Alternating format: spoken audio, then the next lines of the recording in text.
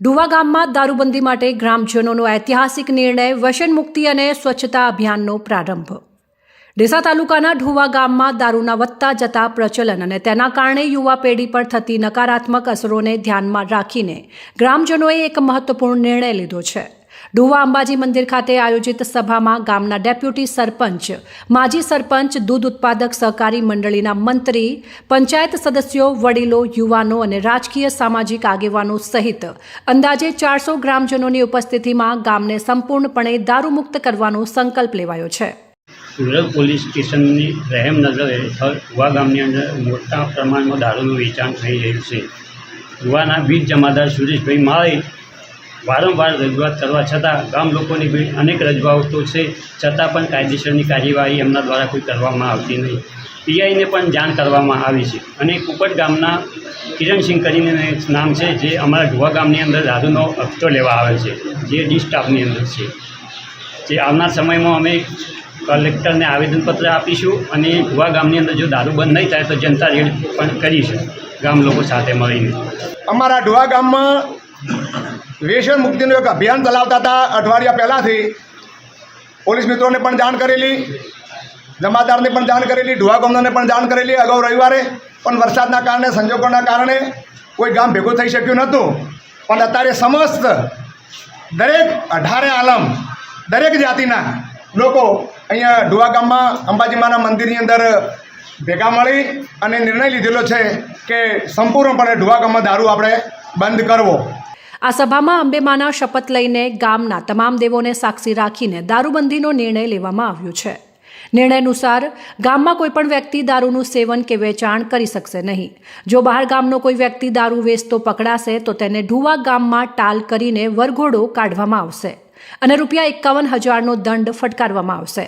ગામમાં દારૂ વેચનારાઓને જો તેઓ વેચાણ બંધ નહીં કરે તો પંચાયત દ્વારા કાયદેસરની કાર્યવાહી કરવાની પણ ચીમકી ઉચ્ચારવામાં આવી છે। ગ્રામજનોએ દારૂબંધીના આ નિર્ણય પાછળના અનેક કારણો રજૂ કર્યા। તેઓનું કહેવું છે કે દારૂના કારણે શિક્ષણ બગડે છે, રાત્રે ગામમાં બહેન દીકરીઓ સુરક્ષિત રીતે ફરી શકતી નથી અને સ્વચ્છતા જાળવવામાં પણ મુશ્કેલી પડે છે। સ્થાનિકોએ એવો પણ ખુલાસો કર્યો કે કેટલાક લોકો દૂધમાંથી 1 લીટર જેટલું દૂધ કાઢીને ખાનગી ડેરીમાં વેચી દે છે અને તે પૈસાનો ઉપયોગ દારૂ પીવા માટે કરે છે, જેની જાણ ઘરના સભ્યોને પણ હોતી નથી।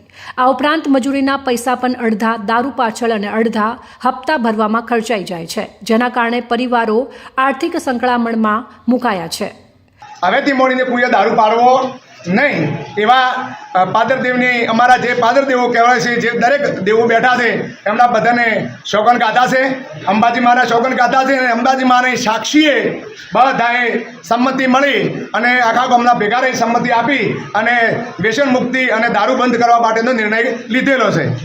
નિર્ણય એ આપવામાં આવ્યો છે કે સ્વેચ્છાએ દારૂ બંધ કરી નાખવાનો, પાડવો નહીં। બહાર ગામનો કોઈ પણ વેચવા આવે તો એને વેચતા પકડાય તો ઢુવા ગામની અંદર એનો વરઘોડો કાઢવો, એને ટાળ કરવી અને ₹51,000 દંડ અમારા ઢુવા ગામમાં લેવામાં આવશે બહાર ગામનો કોઈ આવશે વેચવા તો।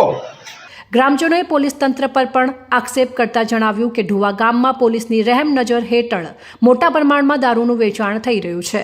ગામના જમાદાર સુરેશભાઈ માળીને વારંવાર રજૂઆત કરવા છતાં કોઈ જ કાર્યવાહી કરવામાં આવી નથી અને પીઆઈને પણ જાણ કરવામાં આવી છે। કુંપટ ગામના કિરણસિંહ નામના વ્યક્તિ ઢુવા ગામમાં હપ્તા લેવા આવે છે તેવી પણ માહિતી ગ્રામજનોએ આપી હતી।